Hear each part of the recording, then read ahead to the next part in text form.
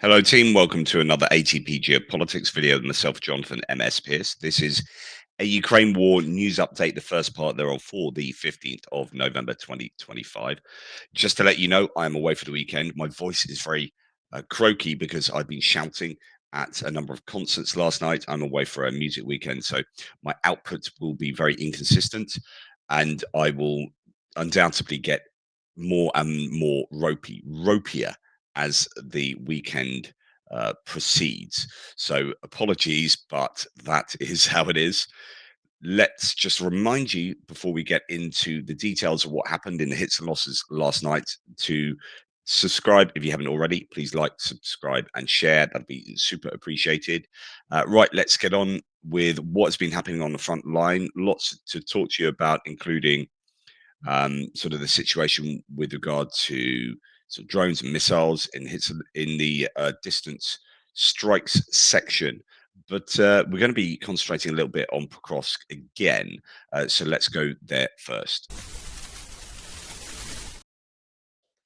Right, we have the hits and losses infographic from the Ukrainian General Staff here.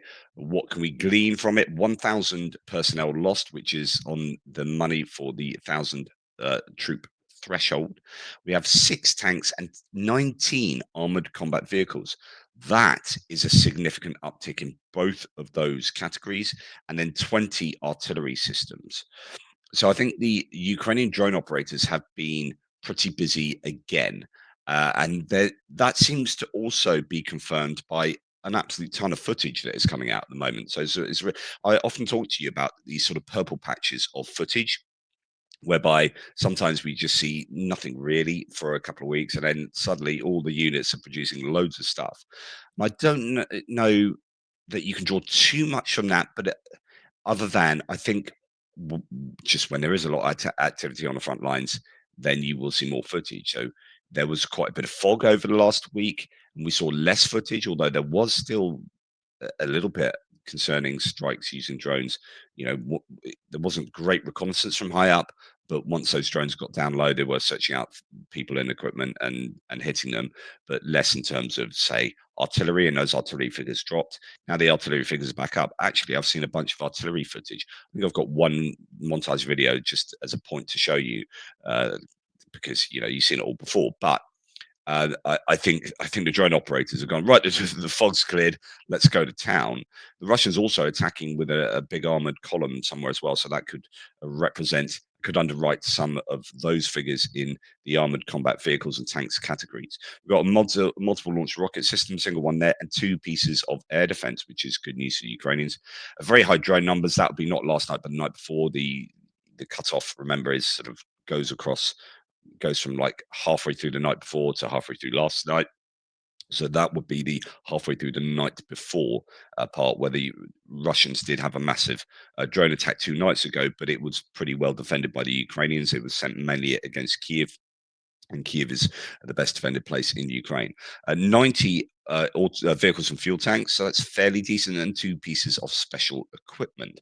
Right, let's move on, starting with the personnel topics. We have the Azov Corps capturing 21 Russians in Dobropilya area and Konstantinivka, so 2 different sectors there. One is Konstantinivka is more sort of west than Dobropilya, sorry, east. Get your compass right there, Pierce. East of Dobropilya, and it's always good news when the Ukrainians are capturing, because it means they are countering. It means they're on the offensive. You don't capture Russian troops if you're sitting in your trenches waiting for them to attack you. They generally retreat rather than get captured. So getting POWs is a sign that of an attacking force. Now, I thought this was just a comment, Rob Whittle. So take it for what it is, a random YouTube comment. But um, I was talking about how the Russians are trying desperately to recruit as many people as possible. They're going around the world picking up foreigners. Well, actually, Rob Whittle here, I presume, lives in Bangkok, says that actually they're not just sort of looking at picking up foreigners, but members of the diaspora community. So Rob says, Ivan in Bangkok confirms your point. Russia is putting out text globally to reservists and contacts. Ivan said, no way he's ignoring it. keeping his head low in the grass. He said Russian reservists abroad are being threatened with blacklists, passport and bank accounts, asset property seizures. It says losing this is better than becoming mincemeat. He's staying put in the sun, staying free, staying vocal. 2 to 3 Russian peaceniks are in the same position, staying out of Putin's war. So what I take from this is that Rob Whittle here knows of sort of 3 or 4 Russians who are against the war, who are in Bangkok, and they're staying there because they don't want to be drawn into the war and mobilized to be thrown onto the front line. And they would rather risk the asset, bank account, passport, property seizures, and being put on a blacklist. They'd rather risk that than actually being forced to fight on the front lines. And you can multiply that, I guess, across the world. The idea here is that Russia is desperate for troops, and they're trying to get as many foreign fighters as possible, but they're also trying to scrape as many Russians together as they can from all around the world. I don't know how successful those attempts are. I mean, just listen to Rob here. Probably not as successful as they would like, but an interesting observation there. So thanks for that, Rob. Although, anecdote, take it for what it is. Euromaidan Press here reports that, and again, take this for what it is. So Euromaidan Press gets these daily reports from reporting from Ukraine, which has a habit of being fairly positive for Ukraine, not always, but fairly positive for Ukraine. So this is going to be the kind of, Ukraine's doing a good job type approach in Pokrovsk. And we know that Pokrovsk is really hairy at the moment, and that Myrnihrad particularly. So if you look at the map here, this pocket that I'm pointing at is one that is potentially, almost encircled. But what are the Ukrainians doing there? Are they trying to withdraw the troops in there? Are they trying to supply them so that they hold on in Myrnihrad? Are they trying to get the troops out so they can equalize the front line across it? I don't know. There seems to be a bit of, not confusion, but I'm sure they know what they're doing. But there are various sources coming out saying how bad it is for the Ukrainians, or that it's not as bad as people are saying. And, just trying to work out the truth of what's going on there in the fog of war is always going to be a little bit challenging.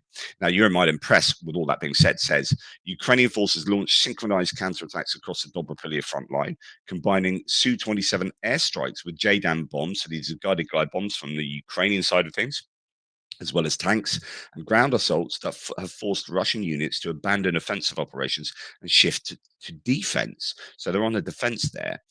While Russian command concentrated forces on countering what appeared to be a major Ukrainian offensive, Ukrainian commanders executed the real objective, rotating forces in semi-encircled Myrnihrad and delivering supplies with 0 casualties. They say so. This was partly done. This is what was done in the fog, where the Russians took advantage to go on the attack. The Ukrainians took advantage to rotate and resupply. The deception operation revealed Ukraine's capability to conduct multi-layered strategies using pressure in one sector to create windows of critical operations in another, while maintaining coordinated defense across Pokrovsk and Myrnihrad. So that's a very sort of positive outlook as to what's going on there. But it's interesting. There is quite a bit of footage to suggest that actually, the Ukrainians are giving the Russians a lot to think about there. It is not a case that the Ukrainians are definitely, going to lose Pokrovsk, and it is, it's disastrously encircled. I mean, it really looks like the Ukrainians have been giving the Russians a bloody nose. So, as ever, as we always hope, you just hope that when Russia has success, that the success is limited to kind of just taking some square kilometers here and there, but essentially losing tremendous amounts of equipment. Here, the cross direction, the enemy continues to concentrate its main efforts here, says Max 25. Well, actually, referring to the General Staff. So, over the past 24 hours alone, says the General Staff, 192 occupiers, 4 tanks, and 8 armored vehicles have been neutralized here. So, feed that into the list that you've just seen. So, the General Staff says since the beginning of the week, in just 5 days, the enemy's irretrievable losses in manpower amount to 524 people. Another 260 were wounded. So, irretrievable, that means dead, essentially, because it then says another 260 were wounded. Now, I don't know how many were captured, whether they are included, but 524 irretrievable losses over 5 days is pretty significant for that sector alone. And then add to that another 260 that can't fight, you would assume, because they're injured. Our soldiers neutralized 55 units of ground military equipment and destroyed about 300 different UAVs, so different drones. Now, I would broadly believe this because there is evidence to support broadly what the Ukrainian General Staff say. That we've shown over the course of the war that they are broadly accurate with their claims. So whatever is happening in Pokrovsk and Leningrad, I think the Russians are going to be suffering as a result. The question is, do they succeed in taking what's left of those cities? I think, if they do, it's not too bad as long as the Ukrainians remain defensive in their defensive positions, just sort of north of there, on the edge of uh, the the cities, and in the kind of more rural areas to the north there. Now, uh, with this, we're going to see sort of lots of PR things concerning flags. So Russians put a flag, probably with a drone, on top of a mining shaft sort of contraption in the Mernograd direction. So Mernograd remains under Ukrainian control, according to at least some Ukrainians. The 7th Airborne Assault Corps reported Marines from the 38th Brigade destroyed a Russian flag raised at a mine on the city's outskirts and eliminated 2 occupiers who planted it. So, not actually, might have actually been planted by hand, not by drone. So, the claim is that they still control Mernograd. Air Force aircraft, so Ukrainian Air Force aircraft, dropping GBU-62. These are guided glide bombs, destroying the bridge through which occupiers are trying to pave a logistical route in support of their soldiers in this Lyapale area of the Zaporizhia region. So then, when we come south, there is a bit of not desperation, but there is a real challenge for the Ukrainians that the Russians are making some serious advances in the Zaporizhia direction, potentially moving to encircle Halipale. What is going on there? Well, using aircraft to bomb a bridge there is useful for the Ukrainians for stopping the logistics of the Russians. Near Alexandrivka, so I presume this is up in the Sumy area, but there are many Alexandrivkas, so who knows? Russian forces deployed around 20 armored vehicles, and then this goes towards supporting the general staff figures, where we had 18 armored combat vehicles and 6 tanks destroyed in the last 24 hours. The claim here is near Alexandrivka. Russian forces deployed around 20 armored vehicles in support of infantry assaults under heavy fog. Ukrainian defenders detected the movement and launched a coordinated strike, destroying 2 tanks and 4 armored vehicles. 1 more tank and 2 additional vehicles were damaged, which sounds good. But then, of course, 20 armored vehicles. And you've got what, 2 tanks, 4, so 6, 7, 8, 9 perhaps damaged or destroyed, and that leaves 11 still to do their thing. So that doesn't necessarily mean that the Ukrainians were fully successful in repelling the Russians. It depends whether the Russians turn around and flee after that, or whether that is all par for the course. And like we've seen so many times before, they can have like 5 troops out of 95 that are taken out, but those 5 are added to by a further assault where 5 out of 100, and another assault where 5 out of 100, and then after 3 or 4 assaults they control that tree line, or whatever. So here it could be the same, that actually, taking huge losses, the Russians, they still are able to take an area, or whatnot. So Ukrainian National Guard forces from Lazar's group have destroyed a Buk M3 system near Ulyanovka and an OSA air defense system near Novokievka on the Kherson axis Wednesday night. So, okay, it's now Saturday. This is Wednesday. The reason I'm showing you this is because, like I said earlier, the Ukrainian general staff figures are generally correct. And I think it was on Thursday, or certainly earlier this week, we had 2 air defense systems added to the list, rather like you've seen today. So my prediction would be that, because what happened here is we had the claim of 2 air defense systems, and then like a day later, there was a claim that we destroyed a Buk M3 and an OSA in operational command south. So you had a bit more granular detail. So initially, the stats go onto the general staff figures. Then you have a claim that's more granular, but it doesn't necessarily give you like definite evidence. It just still is an assertion. And then we have the video evidence that comes out subsequently, whereby, yeah, okay, and we said we could destroy a Book M3 and an OSA. Here are those Book M3 and OSA pieces getting destroyed. Here's the video evidence. So we have the general staff claim, the granular unit claim, if you like, and then the videos eventually. So when I say, broadly speaking, the Ukrainian general staff figures are accurate, here's an example of that process over this last week. Bosch Bish, bash, bosh. There you go. Deal with it, Ruskies. So artillery has also been destroyed here. We're starting to see artillery systems getting blown up. There's a number. I mean, this is just one, but I've seen a number of videos over the last sort of 48 hours of artillery systems getting destroyed. There was a video talked about counter battery fire going on. I think it might have been in the Pokrovsk area, where they're talking about counter battery fire. And the first element of the video, I don't know if I have it here.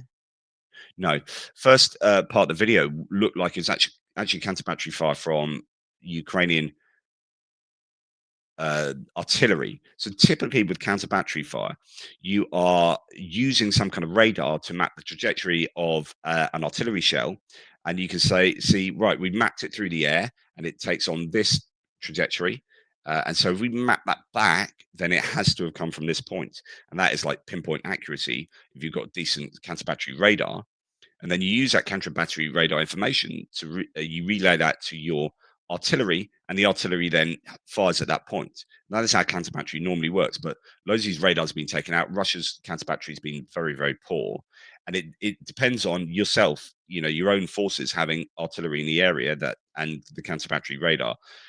So what you've seen is counter battery as a term kind of be replaced by, or that understanding of counter battery be replaced by, drones flying around and spotting. So this montage video is talking about had what looked like artillery taking out artillery initially. You're like, okay, but I wonder if that's been spotted by the drone, because the drone is above seeing that happen.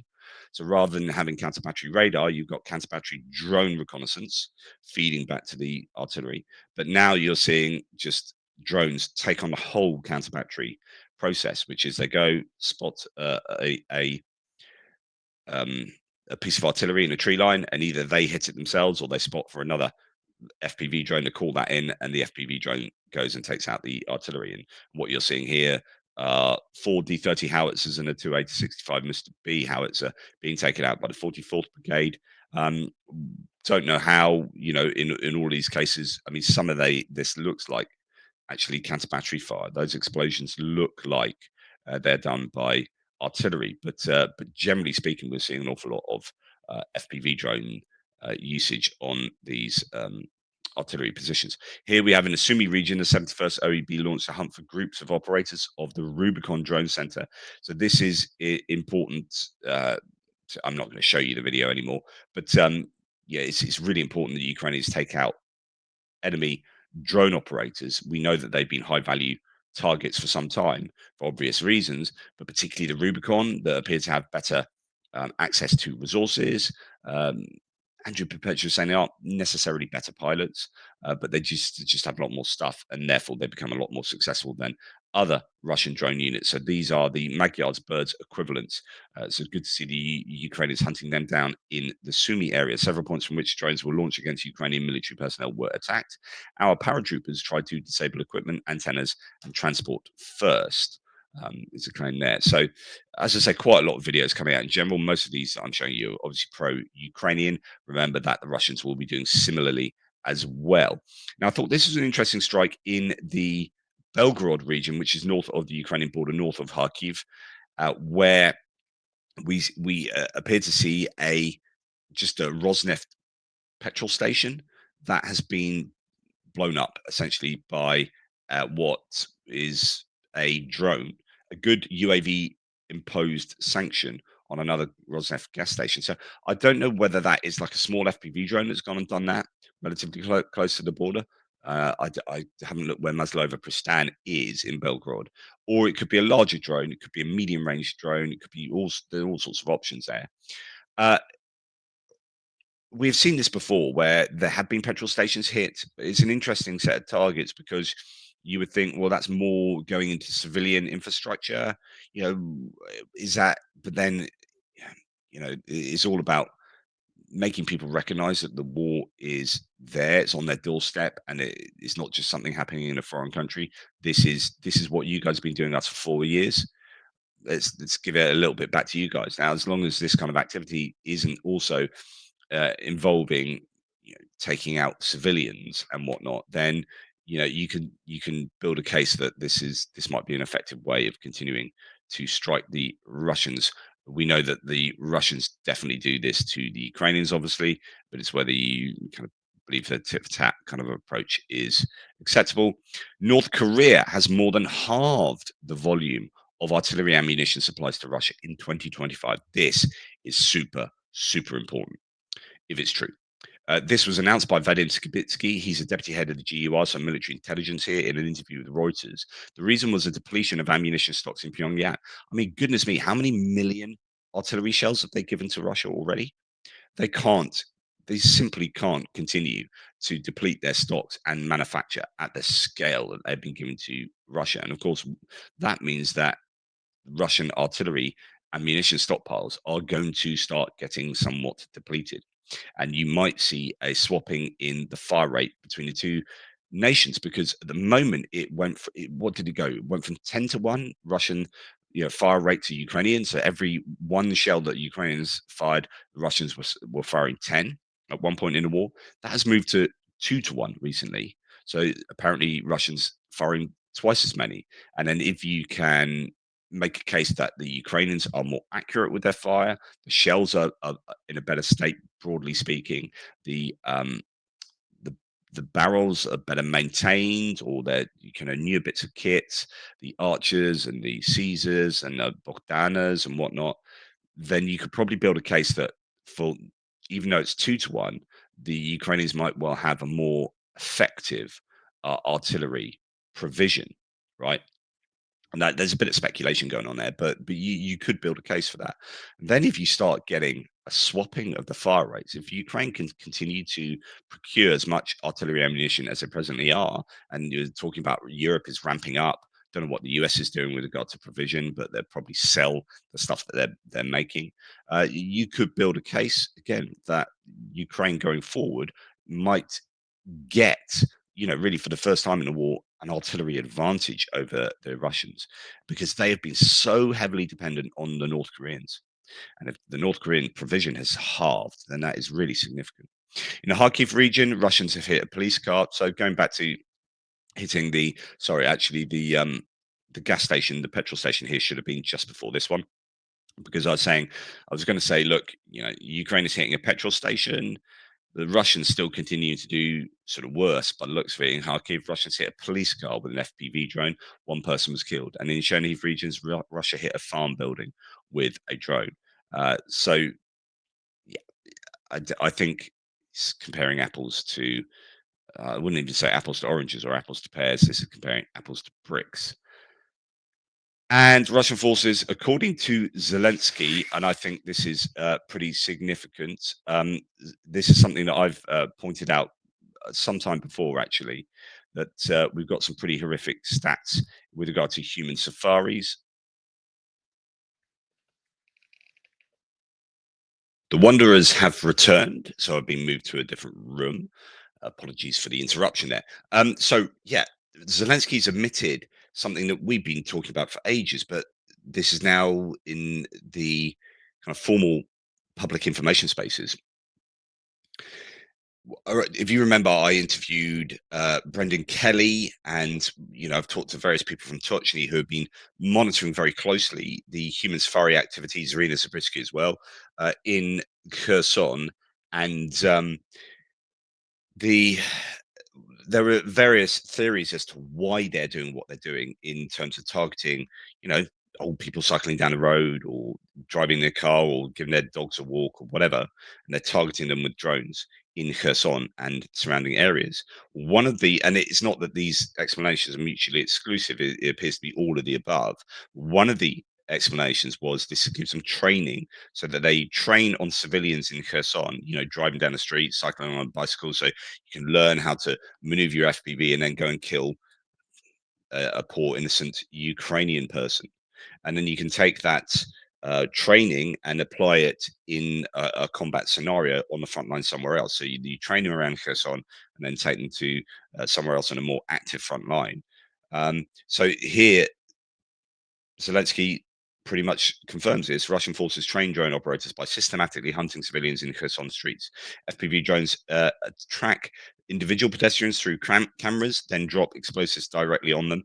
Attacks Kherson residents call human safari. Now, Zelensky went to Kherson the other day and visited troops and people there, and he made a declaration on, there being more anti-drone provisions for the Ukrainians there, protection for the civilians, and I guess more capabilities for the Ukrainian defenders there. But yeah, you hope that it isn't just a case of, well, nothing would have been done had Zelensky not visited there. Do you know what I mean? Like, it's kind of frustrating, I guess, that it takes Zelensky to go there for there to be enough recognition of what's going on, so that the plight of the locals in Kherson is really taken seriously. I mean, to be fair, Tochny and people like myself, we've been talking about this for how long? I mean, goodness knows how long.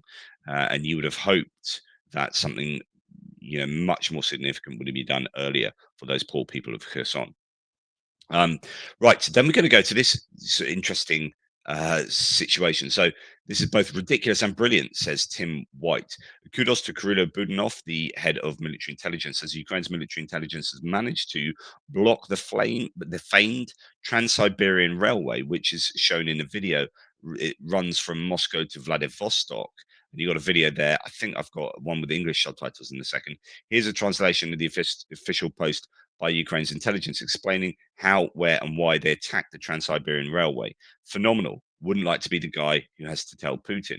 So, explosion on the Trans-Siberian, a military intelligence operation blocked a key logistical artery of the Kremlin.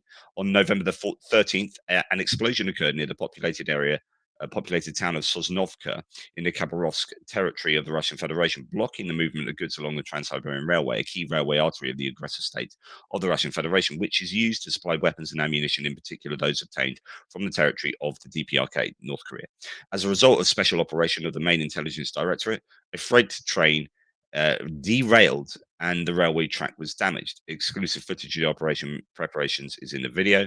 The Kremlin special services once again demonstrate their inability to ensure effective control over even the most critical infrastructure facilities for the occupiers. The work to dismantle the enemy's logistical capabilities continues.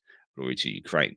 So it's really good news that they have been able to get so far into Russia, carrying out, as you can see there, on-site reconnaissance. Explosive devices and controlled detonation were planted. Track was blown up. At the moment, a military train approached. Local media reported loud blast and the work of so on and so forth. Russian authorities attempted to cover up the results. It very quickly goes through. Traffic along that railway track has been suspended. So really good stuff there for the Ukrainians. Absolutely fantastic. And it's great that they're able to do this full range of partisan activity inside Russia. Absolutely, absolutely fantastic. Now, moving on to distance strikes here, we're going to go to the Air Force infographic that tells us that 138 missiles and drones were sent in, and 93 missiles and drones were intercepted. So, what do we have here? We had 3 Kinzhals. At night, the Russians struck Ukraine with 3 Kinzhals and 135 strike drones. So, 2 of the Kinzhal missiles were shot down, which is again a two-thirds interception of these air ballistic missiles. Something might be going on there with the Ukrainians improving their ability to take down these Kinzhals. We'll come to that in a second, because when we had the big old attack the other night, 2 out of the 3 Kinzhals were taken down, and 6 out of the 9 Iskander M or KN-23 ballistic missiles are taken down. So in both cases of missile categories, two-thirds of the ballistic missiles were taken down. Now, they have different trajectories. The air-launched Kinzhals are launched from a plane, and they kind of continue in that way, whereas the Iskanders and KN-23s will go up and down like that. So they will require different um, techniques to take them out, but it's looking, at least from that very small data set, looking a little bit better for the Ukrainians. So 91 drones shot down. So that is not a great number in terms of drone interception. So 38 plus, well, so 35 plus 9 is 44. So you've got 44 drones getting through out of 138, which I would suggest is probably not good enough for the Ukrainians. Now, it's interesting though. People like the analyst on Blue Sky was just saying that the Ukrainians have been innovating in terms of weapons to use, distance weapons. They're coming out with lots of new weapons. The Russians, not so much actually. They're still relying very heavily on the Shahed. And if the Shahed is compromised more and more effectively by things like interceptor drones, we've heard that the Octopus interceptor drone that the UK is producing 2,000 of a month, and that's ramping up at the moment. There are apparently three separate entities building that drone, and if the Ukrainians can apply huge numbers of those interceptor drones against the Russian Shaheds while having helicopter success and electronic warfare and so on and so forth. If they could start to get on top of this number, which isn't great at the moment, but the idea is it should improve with the prevalence of interceptor drones, then have the Russians been thinking ahead enough in terms of? I mean, they've done a pretty good job of adapting to the already existing, sorry, Shahed, in terms of its flight paths and the tactics and the tech on it as well. So yeah, something to consider for sure. Ooh, I have a cup of tea in my Nefo cup from my partner. Hey, she's waving as well. Look, she exists. Um, so yeah, Nafo cup of tea. Even in my Nafo mug, we brought the mugs with us. That's how cool we are. Um, so even down in the West Country, I can have a cup of Yorkshire tea in a Nafo mug and still do my video like this, and still have someone deliver me a cup of tea. Does it get any better than that? If only I was talking to you about nicer things than people dying and stuff blowing up. Okay, so in terms of Russia's drone provision or drone attacks, sorry, Russia fired 2,000 plus drones and 150 plus missiles at Ukraine's power grid in 6 weeks, forcing rolling blackouts of up to 12 hours daily. That's an absolute shocker.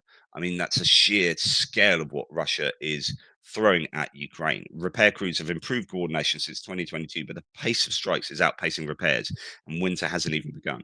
So, although you could look at some positives for Ukraine in terms of air defense and the amazing work that these repair teams do, the unsung heroes of the war, in to some degree, you know, they're doing a Herculean effort here, but still, the Russians are outpacing the Ukrainians in terms of that, you know, damage to repair or missile to interception or drone to interception. Here's more footage coming out of helicopters shooting down drones.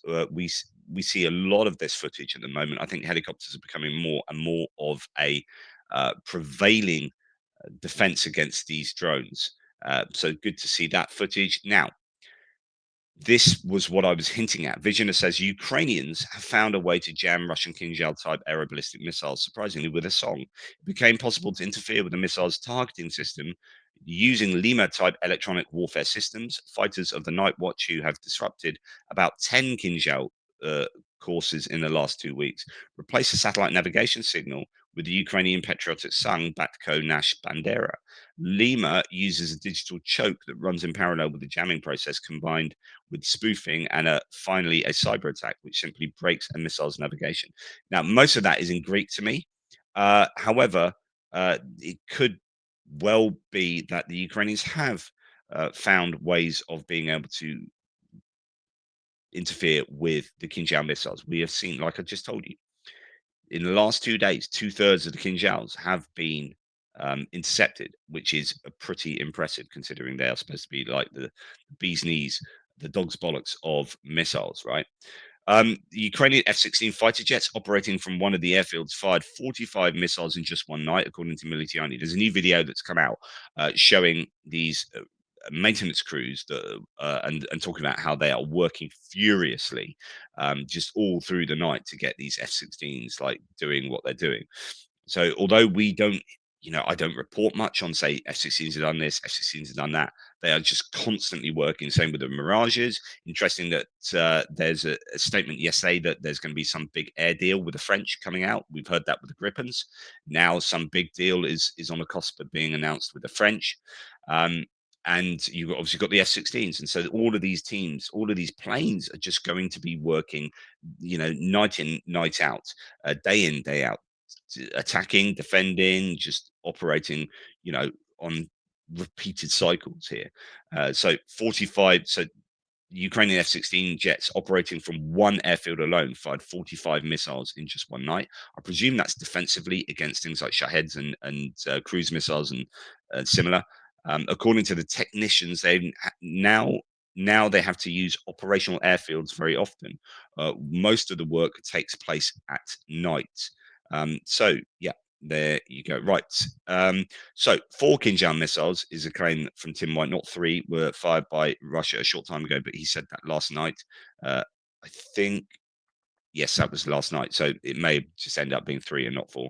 They all headed to the military airfield at Starokonstantiniv in Khmelnytsky region. So they're going obviously for all that F-16 base.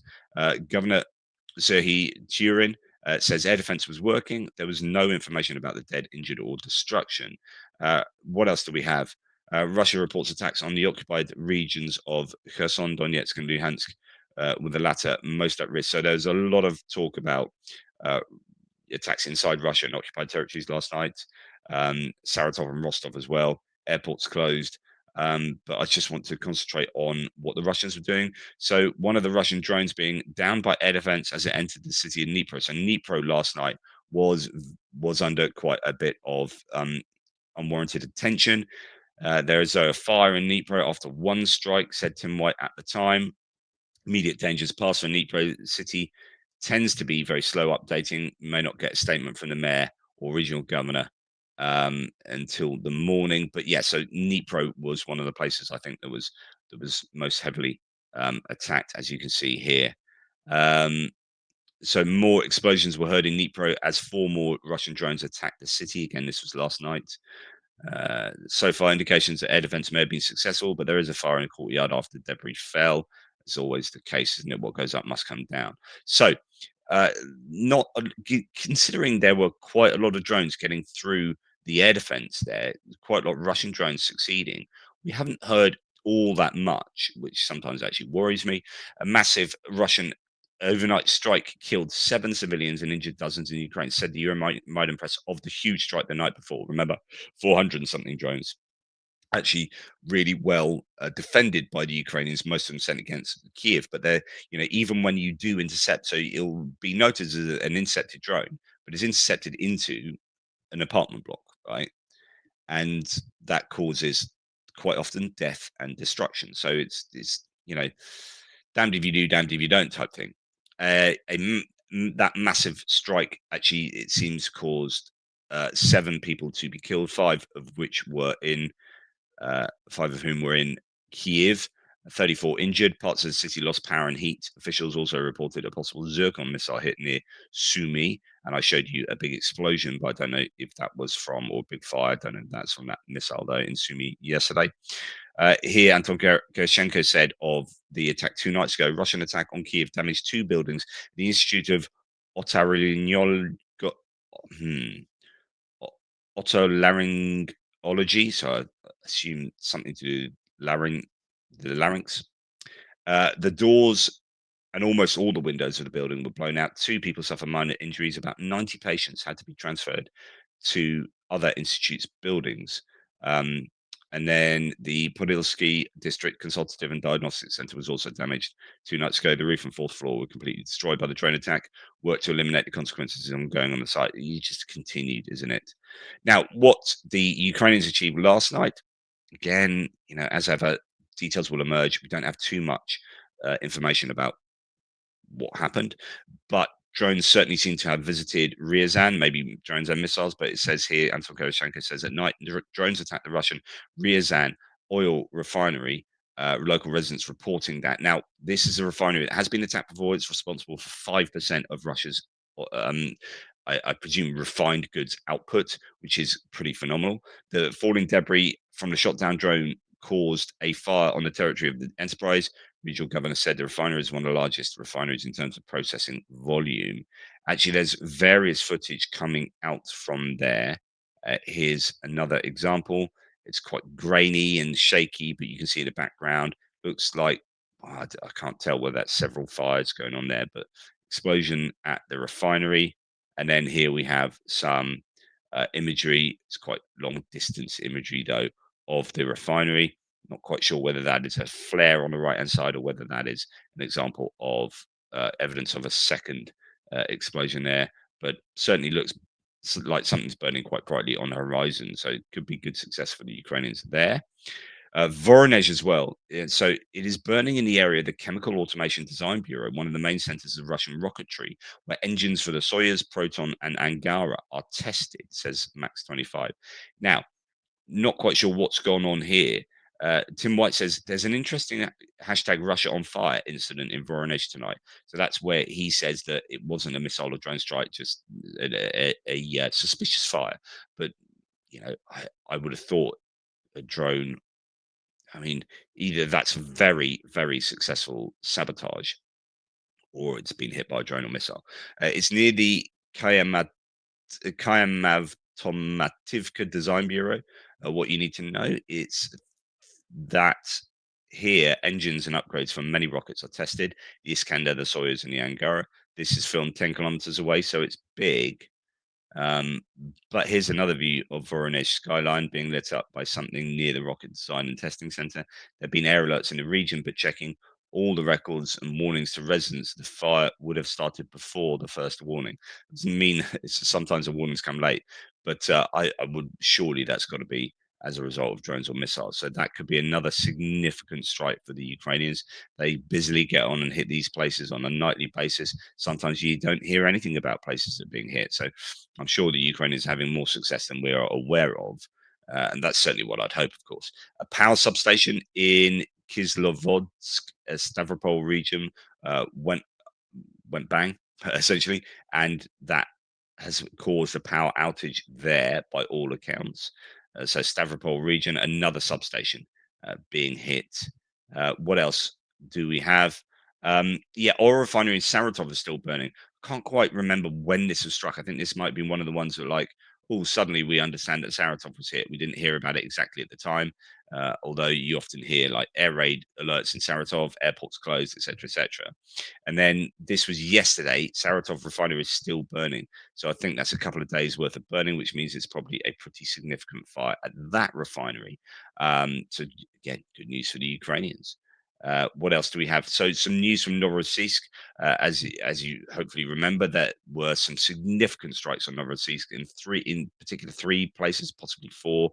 One area kind of it looked like there were two separate areas that hit, but we had the cargo terminal here, and that's where there were kind of, I think, two separate areas. Then you had the oil terminal, which was a massive fire going on there, very widespread one, and then a huge explosion that was apparently an S-400. S-300, S-400 air defense battery. The all oil operations in the port of Novorossiysk have been halted.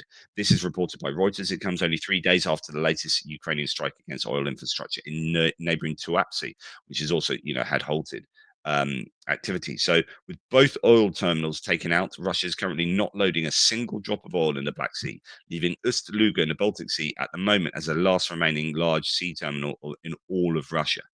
This is how significant the Novorossiysk strike was 2 nights ago. Absolutely phenomenal. The largest oil filling complex terminal, the Sheshkaris on the Black Sea. The key areas of the complex are disabled. The reservoir park is a place where large oil tanks are located. Pipeline network, transport corridors of pipeline along which oil is supplied to pumping technological zones and berths. A technological building and pumping station. Terminal has stopped working for an indefinite period. So that's kind of a list of all the places that have been hit with geolocations, suggesting that they've got a bit of trouble there, the Russians, and it's not looking good. So good news there for the Ukrainians, though, and let's continue along that side of things with again Novorossiysk, another angle of the strike on the battery, on the air defense battery. According to OSINT MT Anderson, at the time of the strike on the S-400 positions, there could have been up to 7 launches. Now I showed you a satellite pic, but I didn't know when it was from. That showed at least 7 launches there, and then one would assume a fire control system, radar, so on and so forth. If all of that went bang, whew, like I said before. But yeah, here's another analyst saying that there could have been 7 launches there. If it's confirmed by satellite images, and this will probably be the largest single strike on the Russian air defense system. So my goodness, that Novorossiysk episode was very, very successful for the Ukrainians. Now, Igor Sushko adds, and take this with a pinch of salt. I can't confirm these numbers at all, but he says Russia has lost $70 million daily in oil export revenue. Ukraine used Neptune cruise missiles to strike an air defense military unit and oil export infrastructure at the port of Novorossiysk. The export of 2.2 million barrels per day has been halted. That's 2% of the global crude oil petroleum products supply. Ukrainian strikes on Novorossiysk are extremely consequential. One, massive loss of revenue for funding Russia's invasion of Ukraine. So at $70 million per day, that equates to $2.1 billion per month, which is $25.2 billion per year. Proof of maturity of Ukraine's new Neptune missile is a second point here. It's got a 1,000-kilometer range and 260-kilogram warhead. The global oil and gasoline prices jumped 2% to compensate for the loss of 2% in supply. So we know that OPEC are trying to ramp up supply, and hopefully that will make sure that what Ukraine does here isn't too inflationary, so it annoys people in the global community. OPEC Plus can compensate by ramping up their own production, places like Saudi Arabia, um, all the while that Russia is less and less able to export their own stuff and make money to support their own war efforts. That Novorossiysk strike, very, very important. And we're hearing just now that the enemy, in other words, the Ukrainians here, and this is a Russian saying, the enemy is preparing a mass launch of drones in the direction of the LPR and DPR. So this is kind of daytime. Svatova, so that's up in the north between Crimea and Kupiansk. Svatova, and further to the east, northeast, Gorlovka, and further to the east, southeast. Attention to Rostov, Voronezh, Belgorod regions from the LPR and DPR. The enemy is preparing to launch drones in that direction. I mean, you often hear this from the Russians, but interesting, it's coming out today. Um, and Zaporizhia Oblast of the Russian Federation and Dnipropetrovsk as well. So, enemy is preparing a mass launch of drones. Well, let's hope so. I'll drink tea to that. My goodness, will I? Okay, I'll drink tea to anything, to be honest. Um, Moving on to other bits and pieces, we have Russian military vessels spotted near Hawaii, according to the US Coast Guard. The US Coast Guard detected and monitored a Russian intelligence gathering ship operating near the Hawaiian Islands on October 29th, according to a press release published on the 13th of November. Now, that is good news for the Ukrainians. Why? Every time Russia, I've said this many times to you guys, every time Russia does something stupid or overextends or overreaches or like provokes or prompts, like for example, flying into Estonian airspace, and then what that does is it gets NATO peed off with Russia, and then they unite together and they do more to stop Russia doing stuff. Sometimes Russia just poke too much and then they generate a response. And you might say, well, they're trying to do that. Yeah, but at a time in this war, that might be kind of okay to prod and probe and see what's going on, see what the response is in a time of there not being a Ukraine war. But the time of there being a Ukraine war, if you annoy, the more that Russia overtly annoy the US military, the more the US military is likely to support Ukraine more. So I don't understand why they do stuff like that. Right, the US has decided to remove Russian gas from Europe, quote, to the last molecule, even though they've given Hungary a 1 year extension. US officials have been traveling around Europe to promote American energy instead of Russian, according to Financial Times. So this is as expected, and it is rather cynical, but I guess it's what's going to happen. And so be it. I'd rather this than the US not do anything. So the US is going around saying you need to stop buying Russian oil and gas, particularly gas, I guess. And really, I mean, it's not so much a kind of geopolitical strategic demand, right? In terms of we don't want Russia making money. It's like, no, it's more, it appears that we want to make money. Stop buying Russian oil and we're going to pretend it's all to do with the war in Ukraine. But really, you need to buy American oil. Really, we just want to sell loads more of our stuff. Now, fair enough. If my cynical interpretation there is correct, it doesn't really matter too much because the end result is Russia. So I'd much rather the US makes money than Russia makes money, right? End of. So, yeah, fair enough. If that's how you want to do this thing, then do it because you need to help pressure Hungary and Slovakia and other nations to stop taking on Russian hydrocarbons. and whatever other European nations do, and there are others.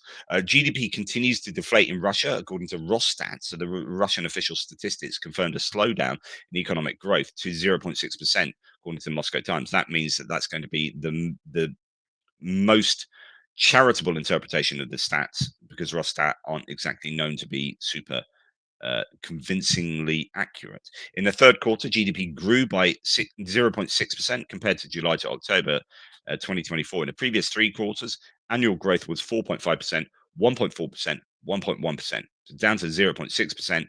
That's not looking like it's going in the right direction, is it? Seasonally adjusted quarterly growth was 0.15%. Wow. So bad news for Russia there. Here we have, thanks to Thierry for pointing this one out, Kirilo Shevchenko saying Russia might be losing $78 million a day as Urals crude trades at 46.4 dollars per barrel, 19.4 below Brent, which is $65.8 a barrel. So Urals crude, that it is often just, it trades at a lower price than Brent crude and others, and that's really good news, because it means that in this case it's going to be at almost at a point where they're not making any money at all. So the lower it is, the better it is for Ukraine, because Russia's not making money to support its war. At Primorsk and Novorossiysk, the steepest discount in a year, as Kommersant writes. The US sanctions on Lukoil and Rosneft and reduced purchases by India, China, and Turkey are driving the discounts. December orders from 5 major Indian refineries were paused. Maritime shipments fell sharply, the largest drop since January 2024. So what Russia's going to be trying to do is offer these huge discounts on their own Urals crude to tempt people to come and buy it. But then, everyone's getting sanctioned. That's having an effect, and they're having to then. So, like, even if, so the Indian and the Chinese buyers do end up buying Russian oil, what the sanctions have done is it's forced Russia to then discount the prices, so that, okay, so you're still buying this stuff. So the sanctions aren't scapegoats working, at least not prima facie working. You're still buying it, but actually they've worked in driving the price down by another $15 a barrel or whatever, and that is going to hurt the Russians hugely. So any which way you look at this, Russia loses, like, big time. So those that honestly, the Rosneft and Lukoil sanctions were so needed. Trump administration is preparing to deport numerous Ukrainians with final orders of removal back to their war-ravaged homeland as the government seeks to ramp up deportations and Ukraine moves to tighten its relationship with Washington, according to the Washington Post. So I wonder how that's going to work. I wonder whether this is going to be really controversial, or whether it's secretly Ukraine might be like, oh yeah, we need some of our people back. Thank you very much. So I don't know. I don't know how that will go down. And final thing, just a bit of culture here. Limp Bizkit, so the kind of metal band, Limp Bizkit concert in Tallinn was cancelled due to the singer's pro-Russian views. The planned concert of the American band Limp Bizkit in the Estonian capital was cancelled because frontman Fred Durst expressed support for Putin and Russia after the start of the war in Ukraine. Quote, there is no place in Estonia or its cultural space for supporters of an aggressor state, Estonia's Ministry of Foreign Affairs said. So I kind of like this. Earlier, Durst had called Putin a great guy, appeared on stage with a Crimea is Russia sign, and even planned to buy a house in the annexed Crimea. I mean, that is not cool. According to the organizers, though, this happened when the musician was married to a Russian woman from Crimea, right? Okay. And was, quote, under the influence of a distorted information environment. I'd love to know a little bit more about this. I'd love to know if he's changed his position now, because that's obviously earlier in the war, and such overt pro-Russian support. I mean, it seems despicable to us, and it is, it's kind of objectively. But from his point of view, it could be that he was just massively living in this information environment where his wife was just distorting his sense of what reality was. I'd love there to be a story of him kind of realizing the truth of the situation and coming out overtly to support Ukraine now. But anyway, if anyone knows more about Fred Durst's beliefs at the moment, let me know in the comments. Although I'm going to struggle to read comments at the moment because I'm very busy watching bands play music that I love. What's not to like with that? Anyway, really appreciate your support, guys. Thank you so much. Apologies that this has been a bit of a shambles of a video. That's how I roll. Take care, and I will speak to you soon.